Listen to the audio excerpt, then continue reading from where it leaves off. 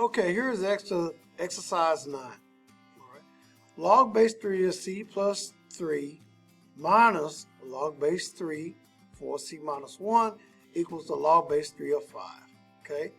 This subtraction sign means I can use the quotient rule. So let's rewrite this statement using this equation using the quotient rule.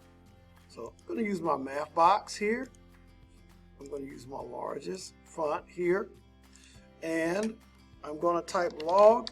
And to get the subscript, I'm going to use the underscore. So I'm going to press Shift, and that's how you get the underscore. And just put a 3 there. And since we need the quotient of C, we need the quotient of the arguments there. So I'm going to put a parentheses, and then I'm going to put a division line for a fraction. And then I'm going to type C plus 3 for the numerator and 4C minus 1 for the denominator. And I'm going to come out of that equal sign and log underscore 3 or base 3 is 5. Okay, so that's again, to get subscripts, use the underscore key. That's how I got the base 3s there. All right, now we have logs, the same log, same base, same on different sides. We can use our equality rule here. So basically, I'm just going to cross these out, and I'm just going to type what's left. Okay, I'm actually going to cheat a little bit. I'm just going to copy and paste. Control C. As long as I paste it into a math box, it'll work. Okay, equals 5. Okay, so again, that's the equality rule. So technically, I can use that. I'm using it in two. I'm basically just using that.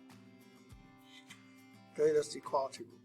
So now we'll now have a rational equation. We can get rid of the fractions by multiplying by the denominator. So I'm going to basically I'm going to copy this over,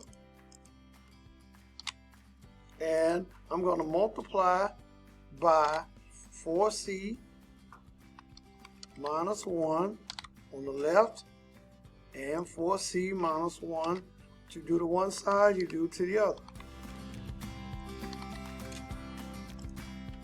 Okay. Once I've done that, I can, of course, I got my, I can go ahead and cancel there. And that's going to leave me with C plus 3 equals, here I have the distributive property. So remember, the distributive property, you're going to multiply the 5 times the 4c and the 5 times the 1. So that's going to give me 20c minus 5. Okay, I want my black back. Okay, all right. So now we can just solve for c. Okay, so let's solve. I'm going to make this side my v side because of the 20c. This will be my constants, my variables. So that means I am going to subtract the c here, subtract c there. And because this is my variable side, I need to add a 5 here and add a 5 there. So